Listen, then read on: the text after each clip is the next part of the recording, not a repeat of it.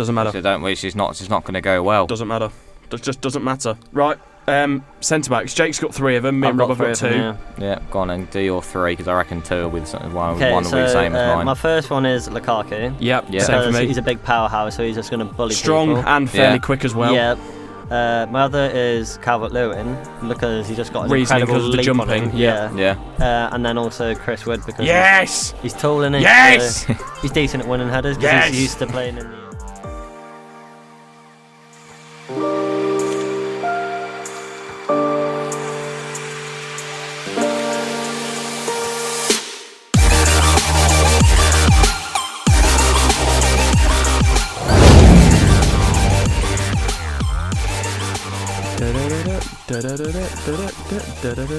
Well, ladies and gentlemen, welcome back to the Handbags, Manbags, Bumbags podcast. And this week we're coming back for another.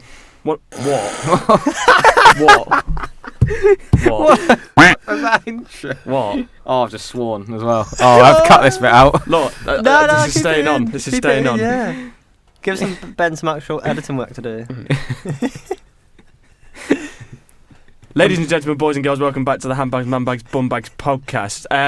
I've already been bollocked before we've even started this call for my dreadful first attempt at an introduction. But I also swore. Yes, you did. But we're not going to use that. So it's just going to go into our Christmas blooper reel. So, oh well, never mind. This week on the Handbags, Manbags, Bumbags podcast, another one of our weird and wonderful different episodes, where we're going to be thinking of a starting 11 from the Premier League clubs using strikers only. So, for example, I think I don't know if we're all using the same formation. We'll find out. He's not, gone different. Just because it's Jake and he'll do what he wants. But obviously you've got to pick a current Premier League striker to play in goal, left back, right back, etc, etc. And we've got to have some form of reasoning behind our decision. So most of it won't be logical. No, it won't. But some may well have some logic behind it. But coming up this week, we are going to be doing what we just said.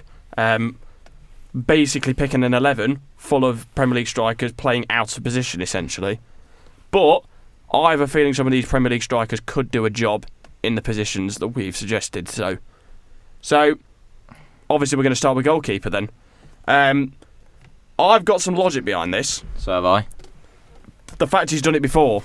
Yep, so have I. That's my Go on logic. then. Harry Kane. Yep, exactly my point. The only reason I put Harry Kane is because he played past experience. He played that roughly 5 minutes in the Europa League game for Tottenham against Asteros Tripolis. I have done my research. Where he played in goal, and I think he did concede. Yeah, he did. He did drop a clanger in those 5 minutes. Yeah, just it was something like a free kick or something, wasn't it? It was straight at him, just that it dipped in front of him, and he missed it. Yep.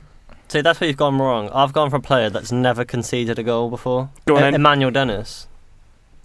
He's not gone in goal before. Exactly. He's never conceded. Well, why have you picked Dennis? Because he's quick, so he can act as a sweeper keeper, so he won't actually have to do any saving. Yeah, but would he be good with his hands, though? He won't need to. He's that quick that he'll never have to use his hands because he'll just be out of the goal. Just saying, we probably will do this episode again, but use Premier League keepers instead. Will we? Potentially. Emmanuel Dennis has definitely got a lot of height as well at 5'9". It's going to stop everything. 5'9". I didn't actually check how tall Harry Kane is. 6'2", I think. It doesn't matter. Past experience with Kane, he might have had a shitter. It doesn't matter. You are absolutely. You are making this edit incredibly difficult for me this week, and I hate it. Sod you. I really wanted to swear then as well. I really did. But go on then, Harry Kane. What his past experiences? He can learn from his mistakes. That was the point. He can see what he did wrong, and he'll know to cut that out next time around. Oh, I'm having a mare. You are having a mare, and it's my fault, really. I spent 4 hours travelling yesterday. I'm not there. Oh, bloody excuses! Stop moaning. So we've got Kane and Dennis as our 2 goalkeepers, essentially. Mm-hmm. Yeah, I reckon I've got the upper hand there. No, it's 2 versus 1 again. So, and but the majority holds on this podcast. Yeah, but I reckon that you two will be wrong, and Dennis would be better, in my opinion. He's substitute keeper. He just will. He's substitute keeper Never because I haven't got him in any other positions. So no, unsurprisingly. It does bring us on to right back though, and again, I've got logic behind this. I don't. I've got logic behind this because the player I've put started out as a right back, Mikel Antonio. Same, but I haven't got my right back. I've got my right wing back. Right wing back. Fair enough then. Yeah, because he used to play as a right back in his Nottingham Forest days and his Sheffield Wednesday days. So that's my logic behind having Antonio in that position. And he's a bit of a powerhouse, isn't he? So Yeah. he'll be able to get. He's got power to get up and down, and got decent defensive work rate as well as a good attacking work rate. If I've been honest, by this point, I just couldn't be bothered anymore. I'd done the other 10 positions. Just couldn't think of a right I back. had no Who have idea. you got? So I've whacked in. I thought you want a bit of pace, don't you? You want someone who's can use both. You say you want a bit of pace down there, a bit of like some crossing ability because the right backs have got to go up the pitch these days. So I went Ollie Watkins. Ollie Watkins. Because he's quite quick. Fair enough. He's done a job out wide at the early part of this season before he got injured. The thing is, though, with a fullback there. as well, they've got to be able to cross the ball as well when they are in those attacking positions, and you do feel like Watkins can do it. Yeah. And is he right-footed or is he left-footed? He's right-footed. He is right-footed, so it makes perfect sense then, realistically. Yeah. That's a good option. I've got Watkins in a different position, but we'll come to that later on. But obviously, Jake, you've got Antonio at right wing-back. Yeah. Reasoning, similar to mine? Yeah, exactly the same reason. Bombing up and down that right wing for me in my different formation. Yes, because I'm a tactical genius. So what should we go to next? Should we go to left wing-back or go to the centre-back? Yeah, go to the left. Left wing-back, I've got Hwang Chan. Chan. Because he's quick. Quick. See, is that literally that's the only reasoning? Yeah. This is some... I actually thought about this. I actually thought about this one. Go on. I did some research, and there is actually a very distinct lack of left-footed Premier League strikers. One of the only ones is Patrick Bamford, so he is my left-back, purely because he's interesting. I was looking at a place to get Bamford in. He's not getting up and down that left. Yeah, he's not but quick enough. He's left-pegged, though. It doesn't matter if he's left. He's never going to get no in the pace. position to use it. No, he's left-pegged. May as well have Phil Bardsley's pace or something.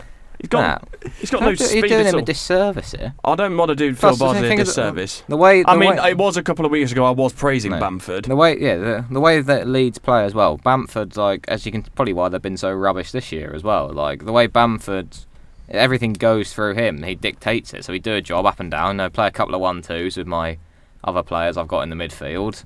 He runs all day as he plays for Leeds, I looked it up. There's about those who consistently start. There's about 4, and you want a left peg player on the left hand side. Interesting. Well, this is the first position that we do have 3 different players in because I've put Dominic Calvert-Lewin at left back. So I've got him in a different because his pace going down the left hand side. Yes, he's right footed, obviously. Yeah, but he's got a good weak foot. He's got the ability to cross the ball as well, and yes, obviously he's got good jumping and that, and he could well be. That's why better. His attributes are wasted on the left. I think he could well have a better position elsewhere in the team, but I've got him as left back plainly because of his pace. I think you've both taken the wrong priorities with left back. The first thing you want is a left-sided player. Because if not, he's going to the amount of cutting. Both of you two, they're going to get up the wing, but then they're going to have to cut back onto their right foot, and defenders are going to know that. They'll be playing them onto their left. Doesn't matter. Which is not going to go well. Doesn't matter. It just doesn't matter. Right. Centre backs. Jake's got 3 of them. Me and Rob have got 2. Yeah, go on and do your 3 because I reckon 2 will be one will be the same as mine. My first one is Lukaku. Yep. Same for me. He's a big powerhouse, so he's just going to bully strong people. And fairly quick as well. Yeah. My other is Calvert-Lewin because he's just got an incredible because of the leap jumping. on him. Yeah. And then also Chris Wood because he's tall in it. Yes. He's decent at winning headers because he's used to playing in the long ball formation. Exactly the other centre back I've got. See, mine is my other centre back. We've all gone Lukaku for obvious reasons. Quick and Jake strong. Said. Yep. And then I've gone down the exact same sort of mindset of quick and strong, similar type of player. Mikel Antonio, mentioned him already. Fair enough. 2 tall, quick, and strong centre backs. I think the reasoning behind Wood, with mine because I've got 2 centre backs, Wood and Lukaku. Lukaku's got a bit of pace to him, and he's strong. Wood hasn't got any pace, but he's just a solid powerhouse defender. So that's in my formation. Wood's in the centre, so he doesn't have to do as much running. Lukaku at left centre back because of the left foot, and then Calvert-Lewin at right centre back. So the key is mine as well. I think that's good with these 2, with Antonio and Lukaku, is again the aggression. They don't back out of challenges, either of them. Neither of these 2, Wood or Lukaku, will back out of a challenge. Especially Wood. It'll be the sort of centre back to get his elbows out and really make exactly. the attack. You don't want your presence. You need your centre halves to be big in a challenge. Leave a bit on players.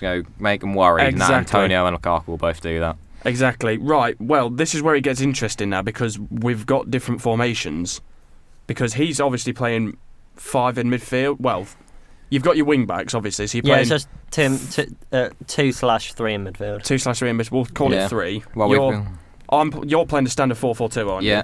And I essentially am. I've got a cam and a CDM, so. Well, just a more defensive. Yeah. To be fair, mine could do that. I think you tell one to get a bit further forward than the other one, I'd say. So I'll let Jake start, seeing as he's got more of a different formation. So is it 3 centre mids you've got essentially? Well, 2 centre mids and a attacking midfielder. Yeah. Go on then. Talk us through your 2 centre mids. My first centre mid is Neil Maupay. Reason being that he's small, tenacious, and aggressive.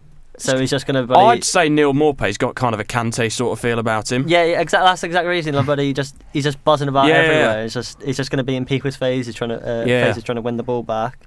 My other one is Vardy because he's just an absolute nuisance, isn't he? Yeah. Cover the ground quick in midfield. Never stops trying to win the ball back. I'd say that they're quite 2 fairly sensible options, to be fair. 2 hard-working midfielders in my system. Let's go for my CDM next. I've got Raul Jimenez as my CDM. Reason being, he's tall, he's strong. He's sort of got the Thomas Souček sort of vibe about him, I reckon. Yeah. He's strong, he won't back out of stuff. And he's going to be the sort of player that just gets in, stuck into challenges, and won't mess about at all. Completely agree. He's one of my 2 centre mids. There we go. So he put the work in both aspects. Exactly. That's what I've been looking for with my midfield, because midfielders, especially in a 4-4-2, you've got to be box to box. Yeah, he's not the quickest, Jimenez, but it doesn't need to be the quickest if he's playing as a defensive midfielder. He doesn't exactly have to be the quickest. Yeah, you say you've got to be. It's about being good in both areas, and so Jimenez, he does his defensive duties as well. He's pressing plays, key. But this is our different tactical approaches. Me and you have obviously gone for a similar sort of approach. He's gone for a more a pacier approach in the midfield with the likes of Maupay and Vardy. Oh, Maupay isn't that quick. Well, but he's quicker than Jimenez. It's like I said, he's got that Kante sort of menace role to him. Yeah, exactly. That's exactly. He's small. He's going to have a bit of agility behind him. Mm-hmm. Yeah.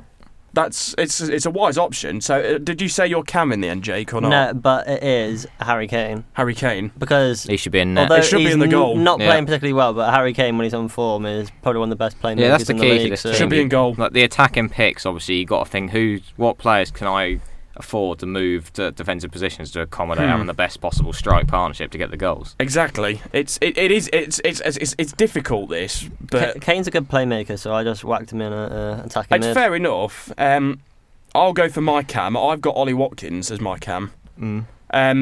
Decent passing range, and he's fairly quick, so he can help get forward and support the attackers, and also help because the 2 attackers I've got we'll obviously get to in a bit. But Watkins will be quite good playing off them in a sense in that number 10 role. So I've gone down a very similar mould, like I said with Raul Jimenez, because I said I want them box to box. They've got to be defensively capable. They've got to have good passing range if you're playing in the midfield, as well as doing your job getting forward.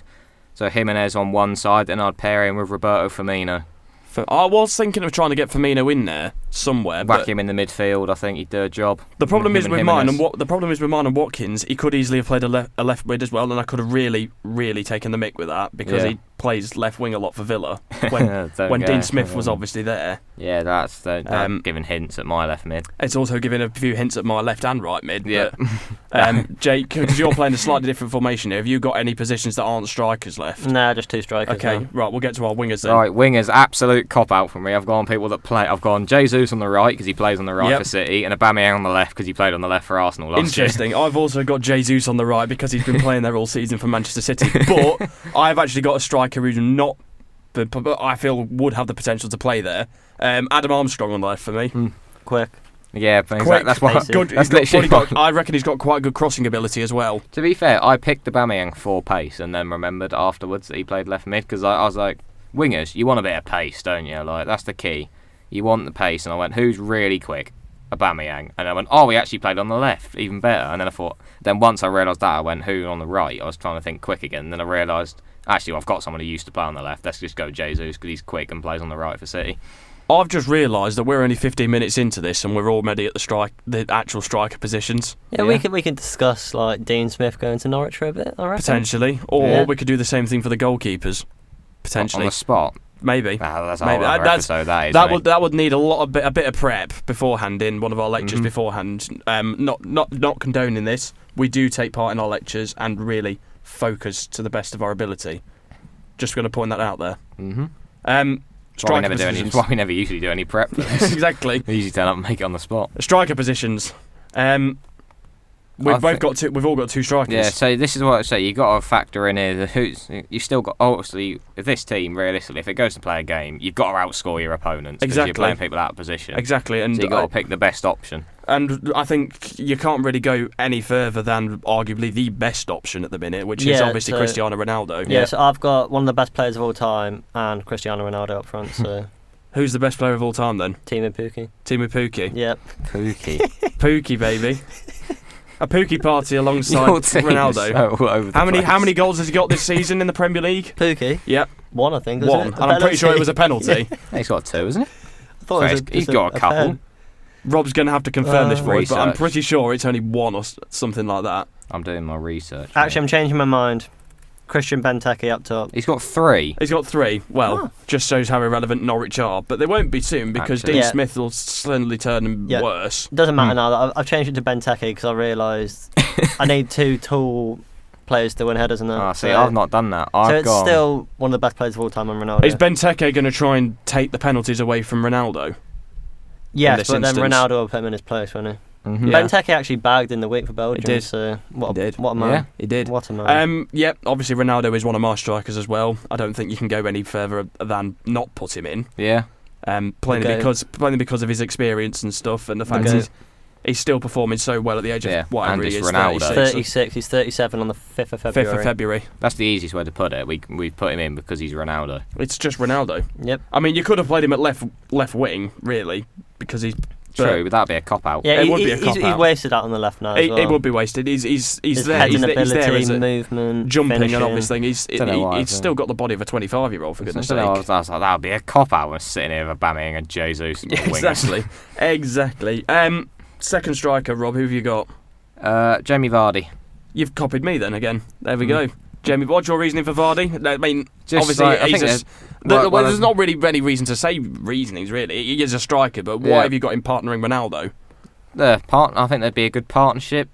Obviously, Vardy, you know how he plays, getting in behind. So, also, you got to think of the way I built my attack because of the midfielders I've got. So Firmino and Jimenez got a fair good pass on them, good bit of press. So I've gone pace on both wings and I've gone pace up front in Vardy and Ronaldo. The key to this style of play will be balls in behind from Jimenez and Firmino to the quick players up front. The only issue I've got with this Vardy and Ronaldo is an ageing strike partnership. Well, yeah, but it's not. But they're still performing to the best of their ability. At what Vardy's 34 and Ronaldo's 36. You didn't tell us to build for the future. Exactly. But that's just Ben's building a project for the next 5 it is a project. But if this team was to like playing a Premier League game, and you've got to think of your squad for the future.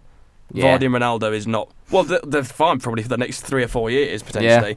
Because I could see Vardy playing up until about 38. Yeah, well, if I'm being honest, I don't really see how long Harry Kane stays in goal, to be honest, given his past experience. He has got past experience, but he wasn't very good.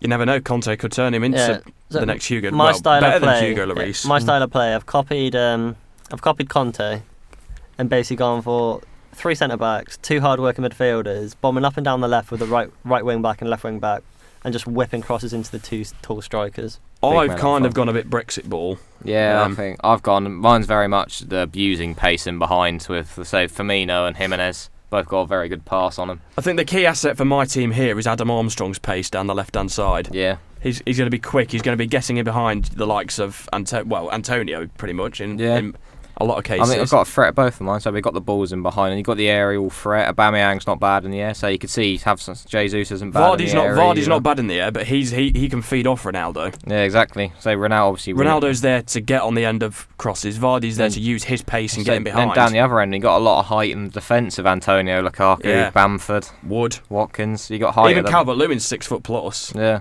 For me, so you got height in the defence. We've got very strong options here. I reckon the deciding factor in this is who the better manager out of us three is, and I reckon it's me, so I'm going to take the dub. Thanks. Well, just because you're playing 3 at the back? Yep. Because you've not gone Brexit 4-4-2, it means you're the best manager. 4-4-2 can work, as we've seen from Burnley being staying in the Premier League for the last 6 years. But is that really working? That's just surviving. No. We got Europa League, so don't you even dare. I think my managerial strategy... About 4 years ago, was it now? Or 3 years ago? 2018. I think my strategy with this team, if I'm on the touchline, I think I'll just go full Solskjaer and I'll just stand and watch and wait for Ronaldo to do something. So that's what I'll do a Conte. I'll be screaming, shouting, telling my players to buddy. Yeah, I think I'll just wait and see what happens. We've got a few good players there. I'll just tell Jimenez and Firmino to run around a lot and ping long balls. Well, if we were doing this for like past and present, would there be any strikers that like walk into these teams in certain positions? Don't know. I haven't thought about it. Alan Shearer, centre back. Centre back. Yeah, just a guy that just wins every single header. Yeah, Crouchy at the back. Crouchy's got to be in there at Crouch some and point. Shearer as a centre back duo. Yeah. That would be not much pace, but they're winning every header possible. What position would you get like someone like Drogba in this team? I was just thinking Drogba would do a job centre half as well. I reckon he could do a job. It's sort of similar to Lukaku sort of role, I reckon. Didier Drogba. Just running through in my head, quite a lot of these I'm putting centre half. Yeah, exactly. Anyone who's got a bit of height on them, I'm whacking at centre back. Andy Carroll. Yeah, he's not playing in my team. He's not getting anywhere near the 11, Andy Carroll. Centre half for me. Andy Carroll is not setting for anywhere near this team. Get that man in the squad. I don't know why, but I've randomly just thought of Paolo One-Chop. I know he's so. Oh, dearie me. Paolo One-Chop, mate. There's so many options. Someone like he's Aguero. 6'4", bro. Okay, someone like Aguero, I reckon would. Just has to be up front. I'd keep him up front. Yeah. I'd play him in behind, just in the cam role. The little tenacious Aguero. I think I'd stick him up front with Ronaldo. Essentially. Sad things with his career, with his heart problems. It is really sad for him. Seeing such a legendary striker career. It just seems to be a regular thing these days. Players going to Barcelona and just getting their careers ruined. Well, yeah, because Barcelona is a very in the toxic mud. atmosphere. Yeah, isn't just it? not from health. It's just actually from health issues this time. Yeah, it is, and it's a shame. It is a real shame for Aguero. But that's come to that bit. I just remembered Nicolas Zigic. Nicolas Zigic. Yeah, he did a job at centre half as well. See, this is just coming to this is just coming into one of our like flashback episodes where we just think of old legendary players, like your likes of Chimbonda and stuff, and Nicolas Zigic, My G Chimbonda, Peter Odemwingie, those sort of players. Mm. It's a reminiscence session. I think we will need to rerun that session we did where we did the players not from the top 6. Yeah, I wasn't on that episode either. Because we'd have to run that again. That's a potential episode for the future. Yeah. But include. Mix the years up a bit because we ran it until the 11-12 season. Did we? I can't even remember. Yeah, it was 06-07. All I remember about that episode is that I completely copped out and put Gerrard and Torres in because Liverpool came out top 6 one year. I will link it as one of the cards in the video, but it was ranging from the 06-07 season all the way through to the 11-12, but we weren't allowed to use top 6 teams. Yeah, I just remember cheating and finding what big teams missed out on top 6. Liverpool was a big one in 11-12, so I copped out and used Suarez. I used Gerrard and Torres for like 09-10 or something. But yeah, that's definitely a potential one that we can rerun further down the line, maybe in the next 2 or 3 weeks or so, depending on what content I can conjure maybe up. Go for earlier years from like 2000 to 2005 and 6. We've hit the year anniversary and we're struggling for content. Yeah. There's definitely recycling. We have content. It's because I'm having to think of the content each week. Should we just go back and talk about COVID every week? I always help you with content, Ben. So, what's happened in the news this week? International football. Yeah. Terrible. No, we're definitely not going to be going back to that COVID stuff. We're better off talking about sport, and that will always be the way forward from now on. International football is the most pointless thing in the world. Yes, it is. I don't like it at all. It is crap. I mean, who's going to want to watch England batter San Marino tonight? I mean, realistically, exactly. I usually make an effort to watch the England games, but I was like, it's just so obvious it's going to be a B team and we're going to win. I'll probably just whack it on. And they've already confirmed Ramsdale and Smith Rowe are starting tonight, which is good for them, but they're not going to do anything. Smith Rowe's going to be involved. This is the perfect. I said this before. Smith Rowe will be involved, but what's Ramsdale going to do? For 90 minutes doing now. Exactly. I said this before the squad came out. That this was literally the perfect game to experiment and literally put a completely new 11 out, call up people like Konsa, try him out. Well, he has put Conor Gallagher in the squad. Yeah, he's picked his usual 23, so now we're just going to see like players we know. Like, what does it make a difference if Tyrone Mings gets 90 I don't want to see Raheem Marino. Sterling running rings around a plumber from San Marino or something. Yeah. Well, Grealish didn't play against Albania, did he? He didn't start. No, exactly. So he's gone out. He dropped out of injury, actually, isn't he? So he's not going to play. So it just shows how much we don't really care. Yeah. We don't know. I don't even know who's half the players are. I know Declan Rice and Luke Shaw have dropped out of this squad. Yeah, 5 players dropped out during the week. Mount, Shaw, Henderson, Grealish, and someone else all dropped out in the week. Declan Rice. No, he dropped out beforehand. Did he? Yeah.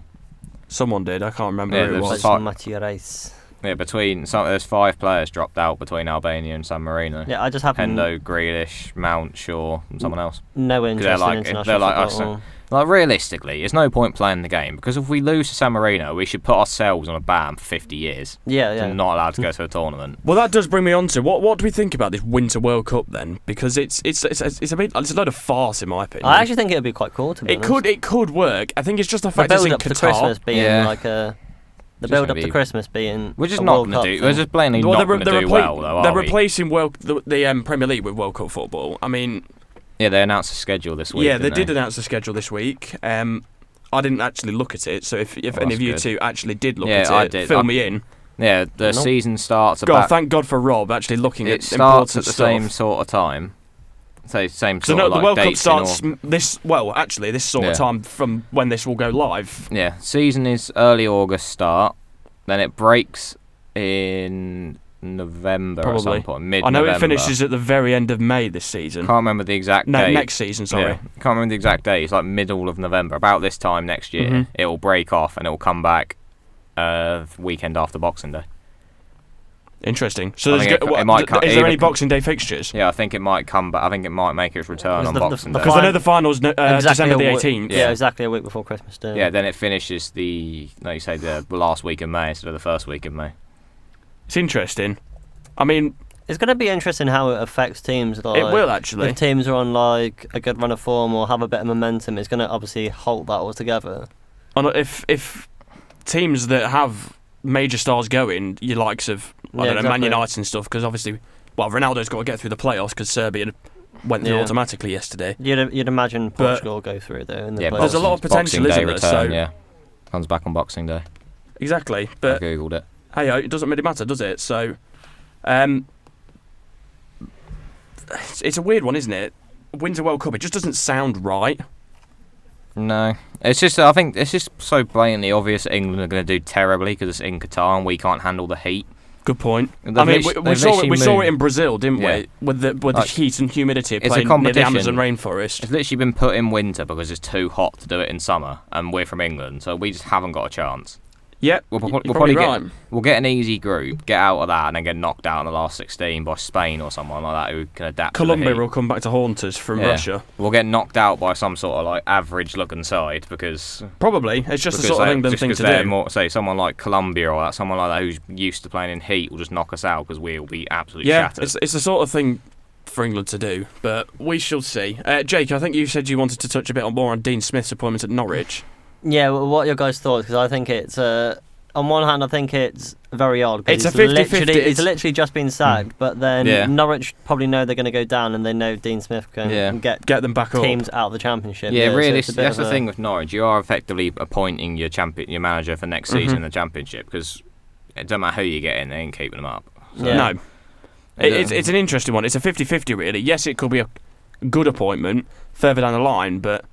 Yeah, I don't know. I'm mixed on it. Yeah, that's another thing. I don't think he's a better manager than Daniel Farke. So probably not. No.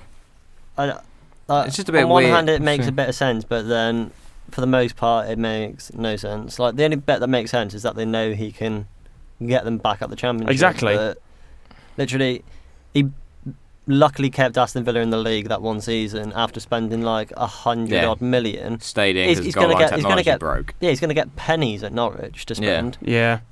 He's not going to get anything this window. He's going to be stuck with the players that they've got. I mean, the likes of Grant Hanley at centre back, for goodness sake. Yeah. Well, then again, he has been using Tyrone Mings. It's weird how it's gone round, though. To be fair, because we were saying this in our earlier, weren't we? Like, how often do you see a manager just come straight back into a Premier League job straight away? Like, I mean, it was looking pretty much nailed on that Lampard was going to get the job. I think it's a smart thing from Lampard. It's a smart way to do things. It is the smart way to do things from Lampard. Yeah, because the Norwich job is just It's just a no-go for somebody that wants to further their career, in my opinion. Yeah, I think. Well, realistically, then, if we're talking about Lampard, if the opportunity comes around, which club would you see him at potentially? Trying to think of a mid-table Prem side. Nobody really.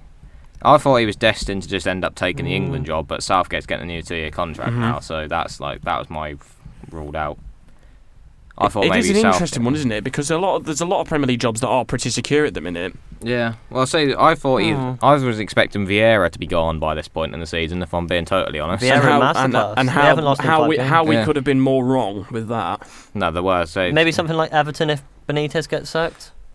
It's whether they want to be ambitious again and try and get someone like an Ancelotti again. Then the thing is with Lampard, though, he's not overly proved himself, though, really, has he? He's just a name, isn't he? Yeah, he got Derby, like at least with Gerrard, Gerrard, to the playoff final. He got Derby to the playoff final, which they were then the better side and bottled it. Yeah, against and Villa. Then he done first season at Chelsea. He done well with transfer ban. To be fair, then he spent 200 million and got on Havertz, got himself sacked. Yeah, 200 mil and got sacked. So that's literally the Everton model, I suppose. Spend millions of pounds and don't do anything. That's the issue with Lampard as well. Now he's already gone to a big club. So he hasn't done well. So he's not going to get a big. What's his career going to be? His manager career going to be now? He's not going to get a big club job. That's what I think. Again. I can't ever see him managing the likes of Spurs or United. He won't manage Spurs anyway. Just because of the even United, just because of the rivalry and stuff like that with Chelsea. That's the thing. Or Liverpool around. Lampard went to Chelsea too early. I wouldn't even see him at somewhere like Leeds. No. If Bielsa ever went, because of the rivalry, the derby, obviously Spygate and stuff. I think the key is he went too early. He's only going to get this chance once. That's why I think it's brilliant from both sides of the obviously from if you look at it from a Liverpool point of view or from personal point of view for Gerrard going to Villa. Because he's now got 2.5 years till Klopp contract run out where he gets to prove himself. In the league, yeah. But he knows because he knows that he's probably seen what happened with Lampard and he knows he's only going to get one chance. Yeah. So if he comes in and loses his job within a year, then he's not getting another. He's not going to get called back in 5 years' time if he does well. He's bottled it. Exactly. Yeah. I think Lampard could have afforded to wait as well because he knows he was going to get the Chelsea job at some point in the future. That's just a given. The same with Gerrard, unless he does bad. Yeah, the thing is, even if he does bad, he knows he's then got to go turn it around because he knows if he goes in for it, he'll get it. Yeah. It's as simple as. So if he does 2 years and if he gets sacked at Villa by the end of the season because he's terrible, then obviously Liverpool will then know that they need to look elsewhere. Yeah, Lampard just the one place I could potentially see Lampard is I'm not entirely sure, but I could potentially see him at Southampton if they got rid of Hasenhüttl. Maybe. I found it funny that Norwich wanted Hasenhüttl. Why did he leave Southampton? Bizarre. Southampton aren't exactly good. Why did he leave Southampton to go to Norwich? That would be a stupid move. Yeah, it's not even like Norwich have more money. Norwich are literally Delia Smith has the lowest net worth of all Premier League owners. 23 million. Yeah, Lampard's net worth was higher than Delia Smith's. 66 million, almost double Delia Smith's. It's almost 3 times in the end. Yeah. It probably, But it is interesting, though.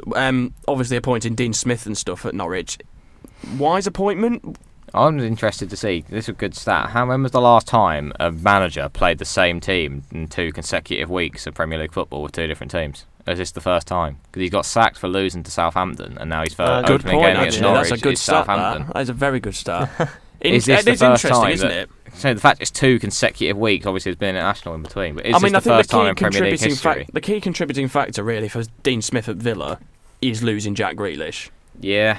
Even then, I still don't think it was enough. No, I think it's been a reasoning for very similar. I mean, the players they bought in are proven players, the likes of Leon Bailey. Danny Ings is a proven Premier League striker. But then they haven't reached the levels we know they can. Leon Bailey put in a couple of good performances. He had a good performance against Everton, and that's about it. It's faded off. Danny Ings started well, got injured, and now hasn't scored for a while. Scoring less than he was doing at Southampton. Buendia has not lived up to the price tag at all.